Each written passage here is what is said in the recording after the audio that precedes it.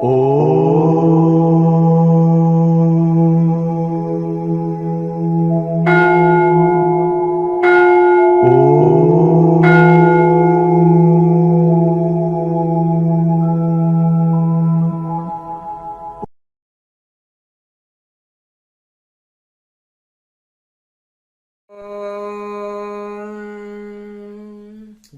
స్వరూపులైన మీ అందరి హృదయంలో ఉన్న చైతన్య రూపంలో ఉన్న పరమాత్మకి ప్రణమిలుతూ కేఎంసి క్రియాయోగ మెడిటేషన్ ఛానల్ ప్రేక్షకులకి నమస్కారము. ఇప్పుడు మనము పతంజలి సూత్రాల్లో సమాధి పాదంలో ఇప్పుడు 5వ భాగంలోకి వచ్చేసినామండి. ఇక సమాధి పాదంలో 25వ సూత్రము మనం చెప్పుకుంటున్నాము. ఇక తత్ర నిరతిశయం సర్వజ్ఞ బీజం. అయితే ఇంకా ఈశ్వరుడికి ఇంకా విశేష గుణాలు చెప్తున్నారు. అయితే తత్ర అంటే అతడే, ఆయననే, అంటే ఆ యొక్క పరమేశ్వరుడే, ఆ యొక్క భగవంతుడే, తత్ర అతడే ఈ సమస్త సృష్టికి మూల కారణము. ఆ ఈశ్వరుణ్ణే నిశ్చయంగా సర్వజ్ఞమగు జ్ఞాన బీజంగా మనం తెలుసుకోవాలి. అన్నిటికీ కూడా ఆయననే బీజము. ఇవన్నీ అంటే అన్నాడు కదా భగవద్గీతలో కూడా. అయితే ప్రకృతి తల్లి, నేను తండ్రిని, నేను బీజదాతను అని అన్నాడు కదా. కనుక పరమేశ్వరుడు ఇక ఇందులో ఆ ఈశ్వరుడే సృష్టి చేస్తున్నాడు, స్థితి చేస్తున్నాడు, లయం చేస్తున్నాడు. కానీ మరి దేన్ని అంటాడు ఆయన? అట్లా అద్దంలో మనం ముఖము పట్టుకుంటే అందుతుందా? అందదు కదా. అట్లా భగవంతుడు కూడా ఏమి చేయనట్టుగానే ఎట్లా ఉందంటే అట్లా ఆ విధంగా సమస్తము సృష్టి స్థితి లయాలు చేసి కూడా ఆయన ఏమి చేయని వాడే, నిర్వికారుడే. కనుక ఈ యొక్క తత్ర నిరతిశయం సర్వజ్ఞ బీజం, అతడే సమస్త సృష్టికి మూల కారణం. ఇక అన్నిటికీ కూడా ఆయననే. కనుక ఆ ఈశ్వరుణ్ణే ఈ యొక్క సృష్టికి మూల కారకునిగా మనం తెలుసుకోవాలి. ఇక తెలుసుకొని ఆయన మీద మనం అచంచలమైన భక్తి చేత కూడా సమాధి కలుగుతుందని పతంజలి మాట చెప్తున్నాడు. అయితే సపూర్వేశామపి గురు కాలేన అవచ్చేదాత్. అయితే ఇక్కడ పరమేశ్వరుడు, ఇక్కడ ఈశ్వరుడు పూర్వ గురువులందరికీ కూడా గురువు అంట. ఎందుకంటే ఆయన అనాది పురుషుడు కదా, ఆది పురుషుడు, అనాది పురుషుడు. కనుక ఇప్పుడు ఈ యొక్క పూర్వము ఋషులు, మునులు, యోగులు ఎందరు ఉన్నారో, దేవి దేవతలు ఎంతమంది ఉన్నారో వాళ్ళందరికీ కూడా ఈశ్వరుడే గురువు అంట. పూర్వ గురువులందరికీ కూడా గురువు అంట ఈశ్వరుడు. ఇక అందుకనే సపూర్వమేషామపి గురుహు కాలేన అనవచ్చేదాత్ అంటున్నాడు. కనుక ఈ ప్రపంచంలో అందరి గురువులందరికీ కూడా ఈశ్వరుడే గురువు. సమస్త యోగ విద్యలకి, సమస్త వేదాంత విద్యలకి, సమస్త విద్యలకి ఆ దక్షిణామూర్తి స్వరూపమైన ఒక ఈశ్వరుడే పరమ గురువు. అంత గురువులందరికీ కూడా గురువు, సమస్త విద్యలకు ఈశ్వరుడే గురువు, పూర్వ గురువులందరికీ కూడా గురువు అని చెప్తున్నారు పతంజలి మహర్షి. ఇక మరి ఆయనకు మన అక్కడ ఈశ్వరుడు అని చెప్పారు. మళ్ళీ ఆయనకి ఇంకా సూక్ష్మ అంటే ఆ పరమాత్మకు పేరేంటి? తస్య వాచక ప్రణవ. ఆయనని ప్రణవం అని కూడా అంటారు. తస్య అంటే ఆ పరమాత్మకు, వాచక అంటే పేరు, ప్రణవము. ఆ పరమాత్మకు పేరు ఏంటిదంటే ప్రణవము. ఈ ప్రణవం ఏంటిదంటే చూడండి, గుణము కర్మ స్వభావములతో భగవంతునికి అనేక నామాలు మనం చెప్పుకున్నాం. ఈ గుణం కల్పించడం, కర్మ కల్పించడము, స్వభావం కల్పించడం భగవంతుడికి మనం కల్పించినవి. వాటికి కల్పించి ఆయనకు అనేక నామాలు మనం పెట్టుకున్నవే. ఆయన అనాది పురుషుడు, అనంతుడు, ఇంకా అంతం లేదు, బ్రహ్మాండం అంతా కూడా నిండి ఉన్నాడు.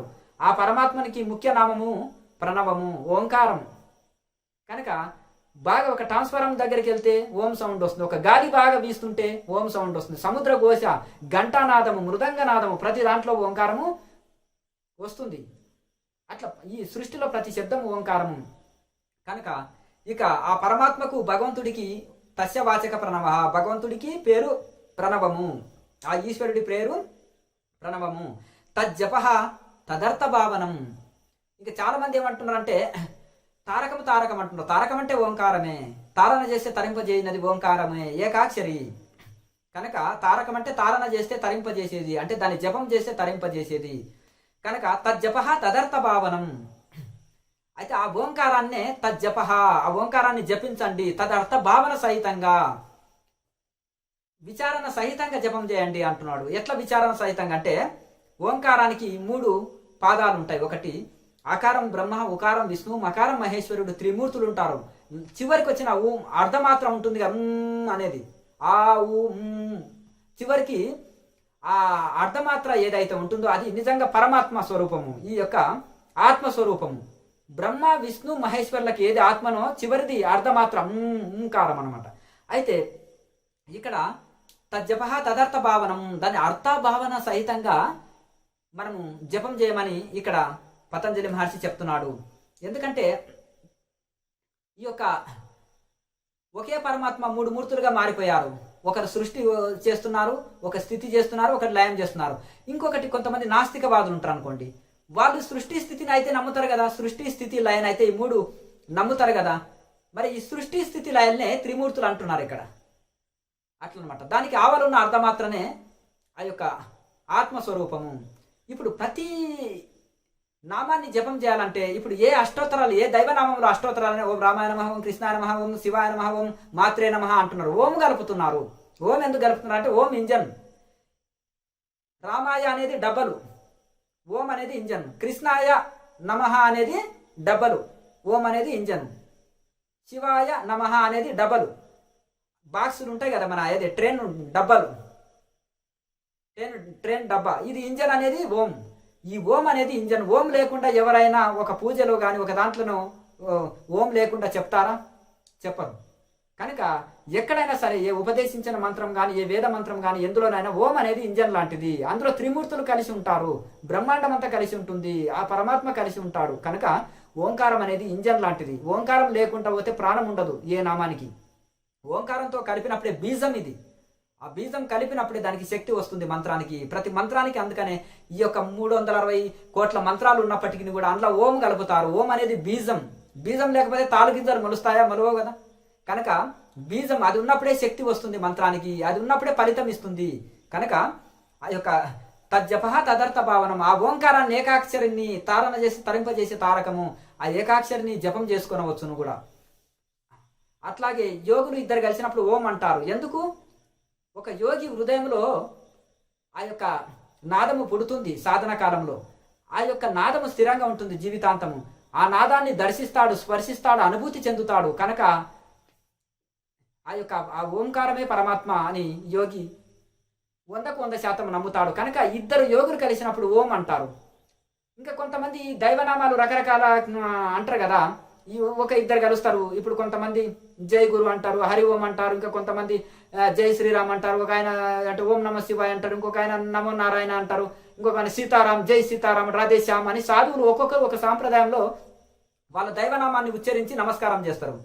ఇప్పుడు అయ్యప్ప స్వాములు శివస్వాములు ఉంటారు అనుకోండి, ఒకరు వాళ్ళకు కూడా అంటే అప్పుడు ఆ యొక్క వాళ్ళు ఏ దీక్ష తీసుకున్నారో ఏ సాంప్రదాయ సన్యాసులో ఆ దైవాన్ని చెప్పుకుంటారు. నమస్కారం అనకుండా ఇది ఇట్లా ఆ దైవనామాన్ని ఉచ్చరిస్తే ఎదుటి వాళ్ళు కూడా ఆ దైవనామాన్ని ఉచ్చరిస్తారు. అయితే ఇక్కడ ఈ ఓంకారంని జపించే వాళ్ళకు ఏ గొడవ లేదు. ఇంకా ఈ వైష్ణవులా అంటాడు, శ్రీమన్నారాయణని తీసుకుంటే వైష్ణవులు అంటారు, ఇక్కడ శివుని తీసుకుంటే శాక్తికేయులు అంట, శైవులు అంటారు, అమ్మవారిని తీసుకుంటే శాక్తికేయులు అంటారు. ఇవన్నీ ఏ గొడవ లేదు ఇంకా ఓంకారాన్ని ఉచ్చరిస్తే. అందుకని యోగులు ఏ మతంలో చిక్కుకోరు, ఎందులో చిక్కుబడరు, అందుకనే ఓం అని ఉచ్చరిస్తారు. కనుక ఓంకారమే పరమాత్మ. త్రిమూర్తులకు భేదం చూపరు. అందరిలో ఆ ఓంకారంలోనే త్రిమూర్తులు ఉన్నారు. అకారం బ్రహ్మ, ఉకారం విష్ణు, మకారం మహేశ్వరుడు, త్రిమూర్తులు ఉన్నారు, అందరు ఉన్నారని తెలిసిన వాళ్ళు ఆ అర్థ భావన సహితంగా ఇది చేస్తారనమాట, అది జపం చేస్తారు. కనుక తదర్థ అంటే తజ్జప తదర్థ భావనం, అర్థ భావన సహితంగా. అర్థం లేని చదువు వ్యర్థం అంటారు కదా. కనుక ఆ యొక్క అర్థ భావన సహితంగా ఓంకారాన్నే తజ్జప తదర్థ భావనం అంటున్నాడు. జపం చేయి అర్థభావనంగా, అట్లా కూడా నీకు సమాధి స్థితి కలుగుతుందని రకరకాల ఉపాయాలు పతంజలి మహర్షి చెప్తున్నాడు. జపంతో కూడా కలుగుతుంది అంటే ఈ విధంగా. ఇప్పుడు జపం చేసేవాడు, జపం చేయబడేది అన్ని లయం కావాలి, అందులో కూడా త్రిపుటి లయం కావాల్సి వస్తుంది. అట్లా తీవ్రం చేయాలంటున్నాడు. ఇంకా 29వ శ్లోకంలో కూడా అది సూత్రంలో కూడా తథా ప్రత్యక్ చేతనాది గమో అభ్యంతరాయ భావచ్చ. అయితే తథ అంటే ఆ పరమాత్ముని సన్నిధి ఈశ్వర ప్రణిధానము వలన ఆత్మ సాక్షాత్కారం కలిగి సమస్త విఘ్నాలు దొరికిపోతాయి. అయితే ఎప్పుడైతే మనము ఆ ఈశ్వరుని యందు అచంచలమైన భక్తి చేత ఆయనకు సమర్పణం అయ్యి శరణాగతి పొంది ఎప్పుడైతే మనము ఈ సాధన చేస్తున్నామో తథ ప్రత్యక్షేదనాతి అంటే ఇంకా వచ్చేటివి, ఇప్పుడు ఉన్నవి, రాబోయేటివి, ఇవన్నీ ఎలాంటి విఘ్నాలు ఉన్నా కానీ అంటే అంతరాయ భావచ్చ, అంతరాయ భావచ్చ అంటే ఈ అన్ని అంతరాయాలతో కూడుకున్న సమస్త విఘ్నాలు కూడా తొలగిపోతాయి ఇక ఈశ్వరుని యందు అచంచలమైన భక్తి చేత. అట్లా ఈ విధంగా మనకు దీపము ఉంటుంది. ఆ దీపానికి మనం పైన ఒక గ్లాసు పెట్టినాం అనుకోండి, ఇంకా అది ఇంకా దీపం నిశ్చలంగా ఉంటుంది, లేదంటే గాలికి ఆరిపోయేటట్టు ఉంటుంది. ఆ భక్తి అనేది ఆ ఈశ్వరునికి సమర్పణ, శరణాగతి, వైరాగ్యము, సమర్పణ, ఆ భక్తి భావమే మనకు ఒక కవచంలాగా ఉపయోగపడి మనకి ఎలాంటి విఘ్నాలు ఉన్నా దూరం చేస్తుంది. అంటే ఈ యొక్క భగవంతుని ఎలా పొందగలుగుతాం, ఎలా ముక్తి పొందుతాం అంటే గీతలో కూడా కృష్ణ పరమాత్మ ఎన్నో చోట్ల అనన్య భక్తి చేత ముక్తి పొందుతున్నాము అని ఎన్నో చోట్ల చెప్పాడు. ఇక్కడ కూడా అనన్య భక్తి తీసుకోవాలి. అన్యం ఎరగని భక్తి అనన్య భక్తి. ఇంకా యోగ విఘ్నాలు చెప్తున్నారు. ఇప్పటి వరకు సమాధి స్థితి ఎట్లా అందుకుంటాము, ధ్యానావస్థ ఎట్లా అందుకుంటాము అనేది రకరకాల ఉపాయాలు చెప్పారు కదా. ఎందుకంటే జప సాధన చెప్పారు, అలాగే ప్రాణాయామ ఉపాయం చెప్పారు, అలాగే రకరకాలుగా ఈశ్వరుని యందు అచంచలమైన భక్తి చెప్పారు, ఈశ్వర ప్రణిధానం చెప్పారు. అలాగే ఇంకా ఇవన్నిటిని రకరకాలుగా చెప్తూ వచ్చేసి ఈ యోగ విఘ్నాలు చెప్తున్నాడు. వ్యాధి, స్థాన, సంశయ, ప్రమాద, ఆలస్య, అవిరతి, భ్రాంతి దర్శన, అలబ్ధ, భూమిక, త్వానవస్తిత్వాని చిత్త విక్షేప తే అంతరాయ అంటున్నాడు. చూడండి ఎన్ని విఘ్నాలు చెప్తున్నాడు, 10 విఘ్నాలు చెప్తున్నాడు ఏకంగా. అంటే వ్యాధి అంటున్నాడు. వ్యాధులు అంటే శరీరానికి రకరకాలుగా వస్తాయి. ఆది భౌతికము, ఆధ్యాత్మికము, ఆది భౌతికము, ఆది దైవికం అని ఉంటాయి. ఇక ఆది భౌతికం అంటే శరీరానికి రోగము, నొప్పి, ఇవి అవి ఉంటుంది. ఇంకా ఆధ్యాత్మికం అంటే ఇప్పుడు మనకు ఎలా అంటే పాములు, తేళ్లు, ఇవి ప్రకృతిలో ఉండే ఈ జీవరాశుల చేత ఇంకా ఇట్లుంటాయి. ఆ దేవతలతో అంటే ఇప్పుడు రకరకాలుగా ఇంకా దేవతలు కలిగించే విఘ్నాలు, మనసులో సాధన నిలవగా అదే మనకు మనసు సాధనలో నిలవకపోవడము, రకరకాలుగా దేవతలు విఘ్నాలు కలిగిస్తారు. వర్షాలు, పిడుగుపాట్లు, ఇంకా రకరకాలుగా ఏవేవో అతివృష్టి, అనావృష్టి జరుగుతుంటుంది కదా. ఇంకా రకరకాలుగా దేవతలు మనకు ఎన్నో విఘ్నాలు కలిగిస్తారు. కనుక ఇవన్నీ ఈ విధంగా ఎన్నో ఉంటాయన్నమాట. అయితే శరీరానికి ఎన్నో ఇంకా వ్యాధి, రోగము, నొప్పి, బాధ, సమస్య ఇవన్నీ ఉంటాయి కదా.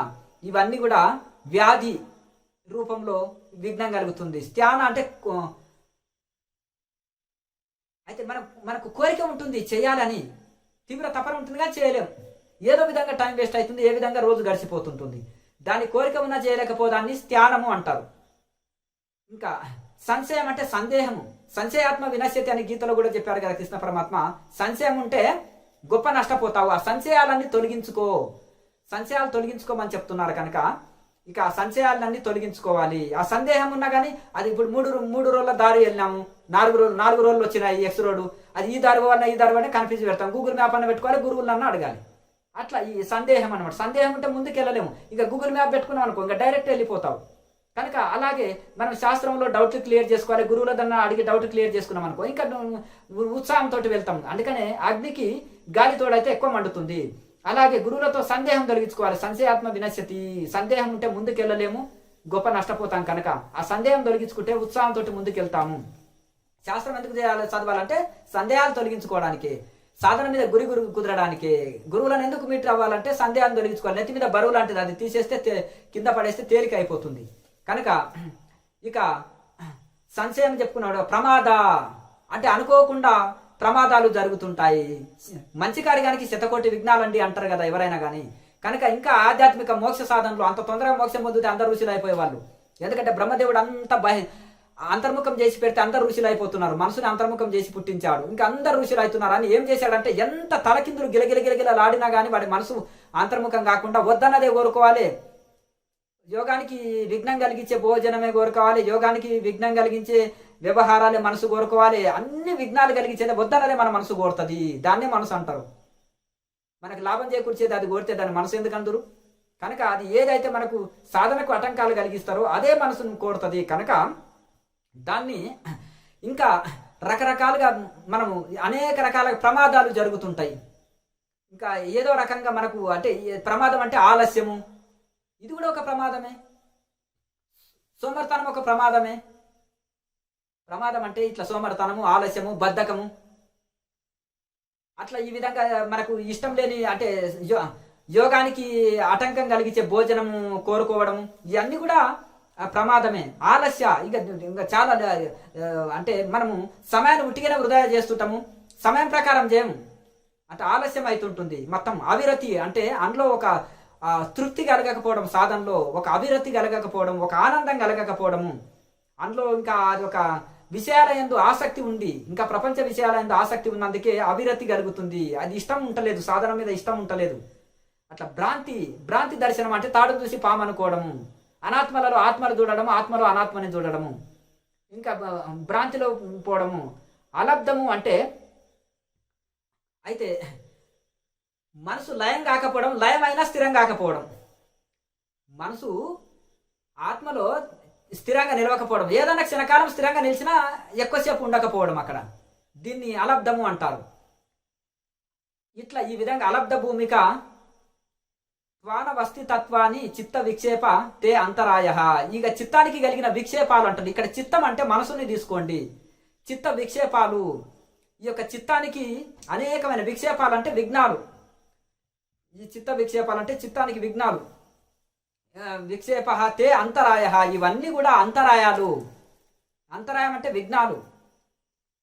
ఈ చిత్తానికి కలిగిన ఈ యొక్క సందేహాలు, ఈ చిత్తంలో ఉండే సందేహాలు, చిత్తంలో ఉండే ఈ యొక్క విషయ వాసనలు, వీటి అన్ని కూడా తే అంతరాయ, ఇవన్నీ కూడా అంతరాయాలు, విఘ్నాలు, యోగానికి విఘ్నాలు. పురుష ప్రయత్నం చేత ఇంకా ఇంకా ఉత్సాహము తోటి, ఉత్సాహం, సాహసం, ధైర్యం, బుద్ధి, శక్తి, పరాక్రమం ఇవన్నీ వినియోగించి మనం పూర్వంగా ప్రయత్నం చేస్తుంటే ఈ విఘ్నాలు పోతాయి. ఎట్లా పోతాయి విఘ్నాలు అంటే తర్వాత వచ్చే సూత్రాల్లో చెప్తారు పతంజలి మహర్షి. ఈ విధంగా వీటిని విచారణ చేసి వీటిని తెలుసుకొని చక్కగా మనం సాధన చేసి తరించాలి.